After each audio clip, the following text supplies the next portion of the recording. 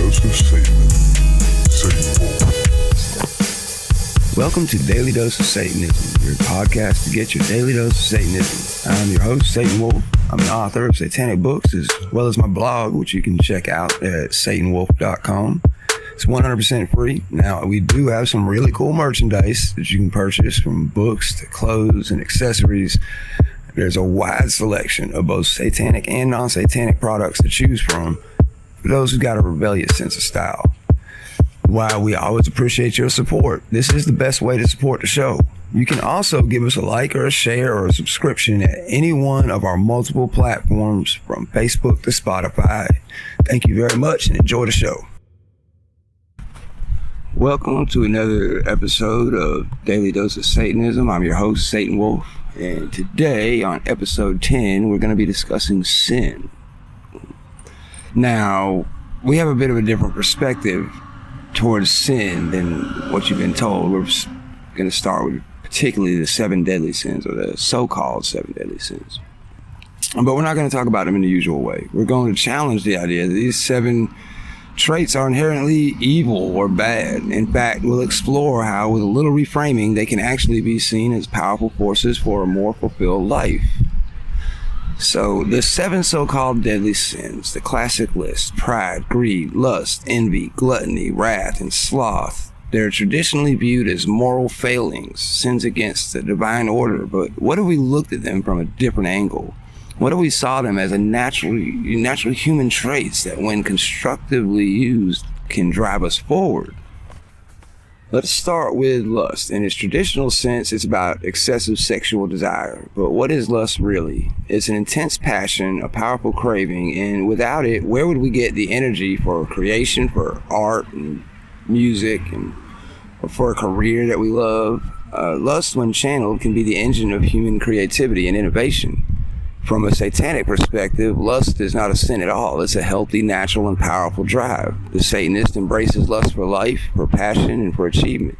The sin would be to deny this part of your nature, as that would be a form of self-deceit.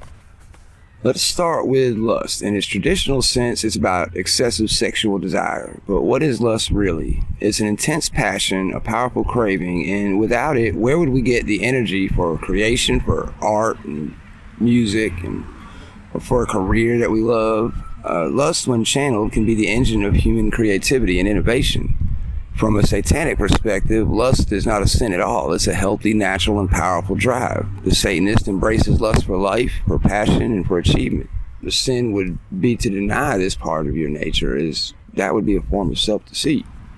Now, I could almost spend a whole episode on probably most of these, but we won't. But let's just look at what's wasted with lust from religion. People who are women nowadays are taught that, they're promiscuous, they're sluts and whores, and of course when men do it, it's okay.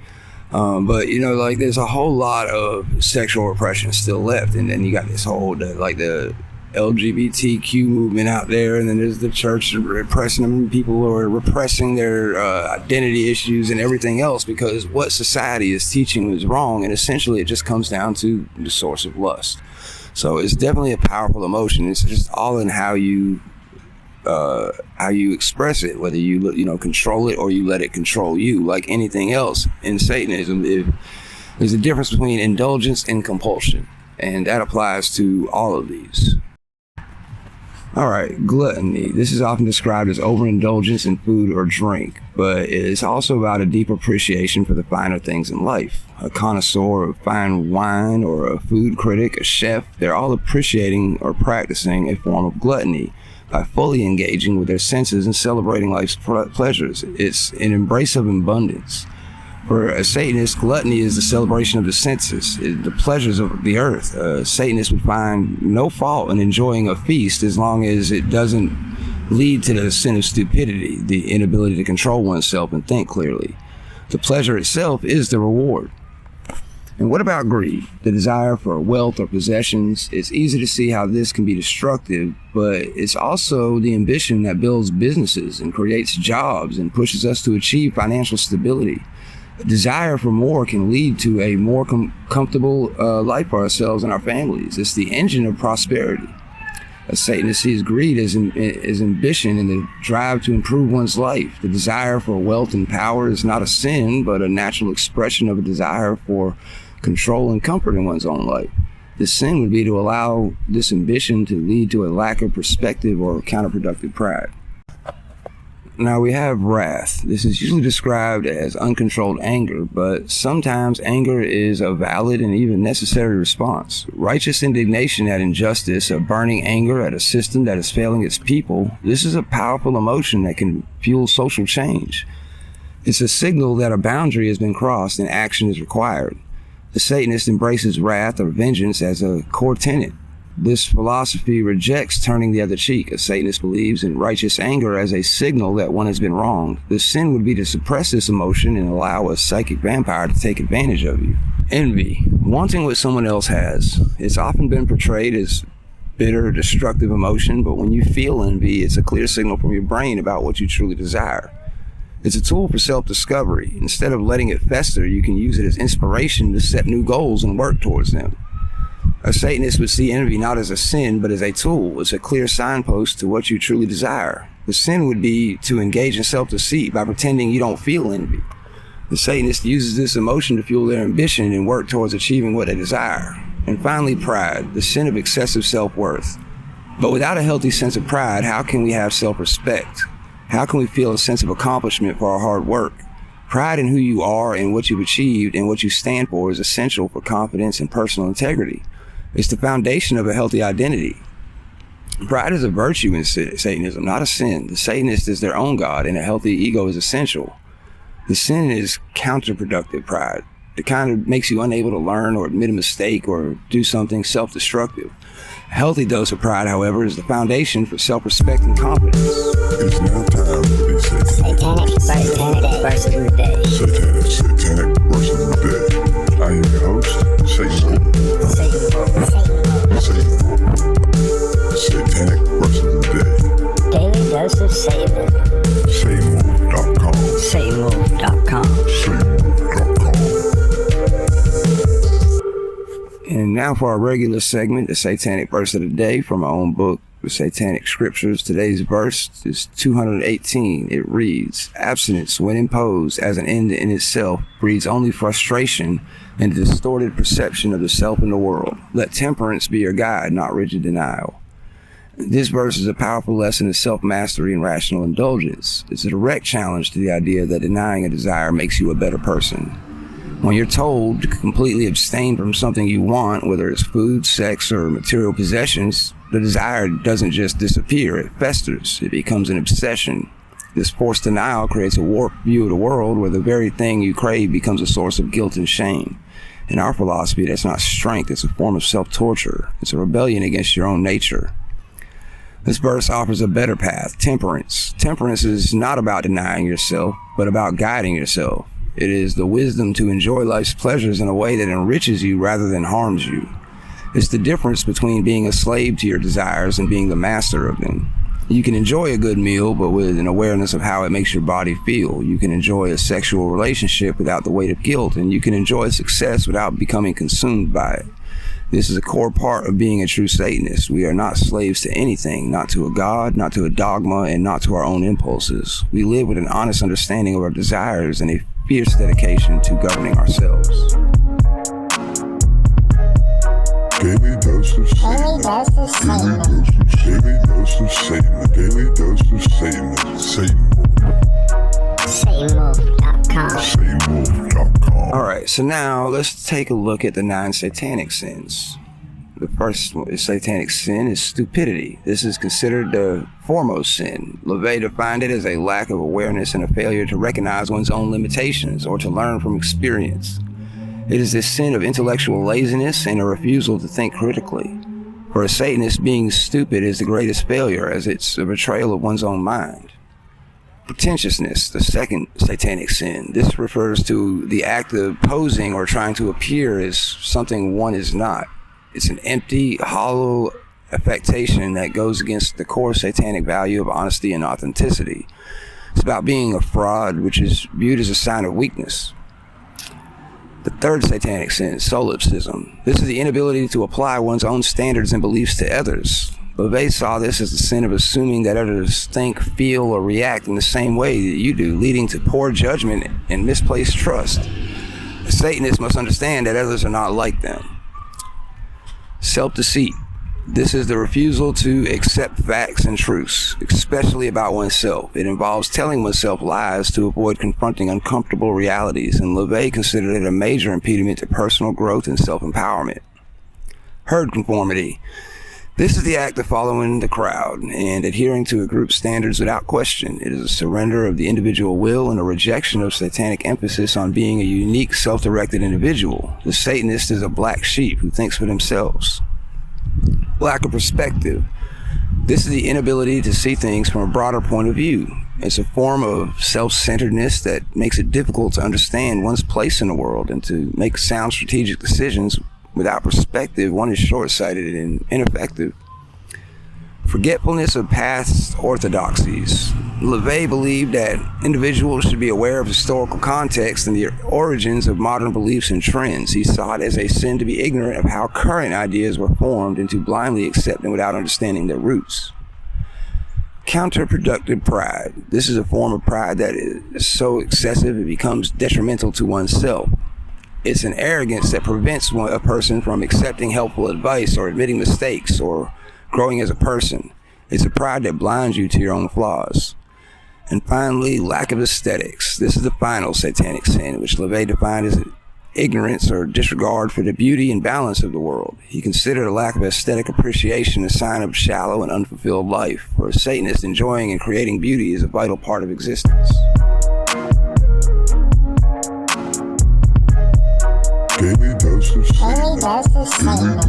Daily dose of Satan. Daily dose of Satan. Satan. SatanWolf.com. SatanWolf.com. So what's the big difference here? It's about a complete reversal of values. The 7 deadly sins focus on a rejection of natural human desires. They tell you to control your appetite, suppress your emotion, ambition, and temper your passions for the sake of spiritual purity and an afterlife. The focus is on a transcendent moral code. The 9 Satanic Sins, on the other hand, are a rejection of self-defeating behaviors. They don't care if you're lustful or greedy as long as you're not stupid, pretentious, or a slave to the crowd. They encourage you to embrace your desires and live fully in the here and now. The focus is on an intimate, personal, and psychological code. The Christian sins say, don't indulge because it's bad for your soul. The satanic sins say indulge, but don't be an idiot about it. It's a move from a divine-centric morality to a human-centric one, from the spiritual to the pragmatic. It's a fascinating look at 2 completely different answers to the question, what is the best way for a human to live? So let's just take a look at this for a second. So basically, the Christian code is that self-denial gives you some sort of spiritual value, that, abstaining from the things that make you happy and that you truly desire makes you a better person. That blind faith makes you a better person. Now, in contrast, in Satanism, blind faith just makes you an idiot. If I can go to you and tell you that I'm going to sell you a Lamborghini for $50 in the afterlife, but you got to wait till you're dead to get it, and you'll buy that car, you're a fucking moron. I'm sorry. It's just the way I see it. It's the way it is. And unfortunately, yes, the world is full of idiots. That's the way. There's the reason why the world is so messed up nowadays. Everything's all fucked up because we're being run. Everything is being run by a bunch of fucking idiots. So think about that. Yeah, Christians are the majority. Yes, y'all have 100% control of the government, whether they're Democrat or Republican. They're all Christians. And look at where this is taking us, right down to the very abyss that you so say you fear, where sin runs our country. That's just the power of sin in the view of a Satanist. I don't want to condemn those people for what they're doing. I just want to do what they're doing, basically. You ever heard that saying? Don't hate me, get like me, or something like that, I'm trying to be like them. I'm not hating on them. I recognize this is just the way things are. It's the Christians who choose to live in denial of this fact, thinking that something is utterly wrong with them for the way that they are, because there must be, because, you know, everything they want to do is so evil. And that's all lies. And it's another way that Christianity is a harmful religion, instilling on people with all these emotions of guilt unnecessarily, just simply for the sake of controlling. That's really what it boils down to. All right, so now let's take a look at the list of satanic sins and what this is talking about. Now, this is things like counterproductive pride, something I used to have a lot of problems with until I finally, started to understand it the way that it was explained from the perspective of the Satanic Bible. And it allowed me to put everything into perspective in such a way that I'm able to prevent my pride from being counterproductive, because now I'm aware of it. Pretentiousness, of course, pretty much goes without saying. I mean, there's just everything in the list of the satanic sins is about allowing yourself indulgence as long as you're not being destructive to yourself, pretty much. And what else? Let's see, solipsism, the idea of not expecting everybody to think like you. Solipsism, I have to admit, there's a bit of peace that come over me once I'm able to accept that, you know what, people aren't going to see things the way I do. No matter how well I do a good job of explaining it to them, people are still going to see things differently. Now, for me, I just look at it like that's what makes the world a beautiful place, but gives us a spectrum of diversity. Otherwise, it would be boring, like having an awesome menu of one item, like one awesome item, but that's the only thing you got every day. After a while, really quickly actually, you're going to get tired of it. So solipsism, that is a big one. A lot of people have to understand. When you're new to Satanism, you're probably gonna have to look it up. I know I did. I still put a lot of thought into understanding that one. But at the end of the day, the fact still remains, all of the satanic sins, none of them are restricting you from anything that's going to make you happy. Matter of fact, like aesthetics, lack of aesthetics, it's pretty much saying it's a sin not to express yourself in your style, and from the way you set up your house, your clothing, your car, whatever, aesthetics. I mean, it's a good one. It does add quality to your life. First of all, I just want to say, if these sins are so bad, how come Christians do them so much? Like, they know they can't not do this shit, and they try to say, oh, well, it's because there's something wrong with me, I'm inherently evil, and I fall short of... No, how about that's just the way it is, and you're kidding yourself. You're denying yourself, telling yourself that there's something wrong with these things, when really, the only thing wrong is in your head. And maybe if there was something so wrong with it, you wouldn't keep doing it again and again and again. Does that make? And it doesn't seem like the consequences are only self-derived because you think you did something wrong. We say wrath is so wrong. However, look at our government and their military. The first time something doesn't go our way, what do we want to do? Respond with our either tariffs or military action. Wrath. Our government inflicts wrath upon its citizens who do not follow the rules. So why, therefore, would you not unleash your wrath on somebody who's violating those borders and boundaries in your life, therefore invoking it? Doesn't make sense to me. Let them have that shit. Whoop they ass. Envy. I saw this beautiful Latino while I was doing my walking for the day at the park. She gave me the eyeball a couple of times too.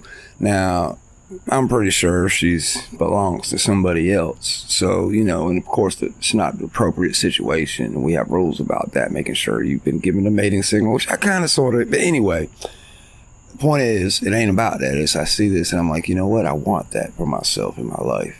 So therefore, I'm going to start thinking, how can I make that happen? Because ultimately the truth is the changes you got to make within yourself to improve those other aspects of your life. And envy and ambition are definitely some very good motivators. Pride in your work. I'm proud of everything that I create. I'm proud of this podcast. I'm proud of the music I create for it. I'm proud of my books that I write. If I wasn't proud of these things, I wouldn't keep creating them. And while some people may not like them, I hope that some of y'all are enjoying them out there. There's just so much I could say on all these subjects. It's kind of wrong to cram them all into one episode. I mean, herd conformity, that's a huge subject to get into. Lack of perspective, another one. But I feel like we covered them all pretty well in the basics. If you have any more questions about them, or anything you want to get into deeper, if I don't do it on my own in the future episode, write to me an email at satanwolf.com. You can message me there on the contact us. You can even actually hit me on my phone if you wanted to. There is a WhatsApp button that does go directly to my phone. It only said text and such, but anyway, I'd love to hear your thoughts and opinions on all this stuff. And I do believe that's about it for today's show. Until next time, put not your trust in mortals and gods. True power lies within. And may critical thinking forever guide your path. Our Father, who art in heaven, hallowed be thy name. Thy kingdom come, thy will be done, on earth as it is in heaven. So we take this night, our right, for the trespass, not on passive pain. Lead us unto temptation, and deliver us from false piety. For this is thy kingdom, power, and glory, forever and ever. SatanWolf.com. SatanWolf.com. Daily dose of Satanism.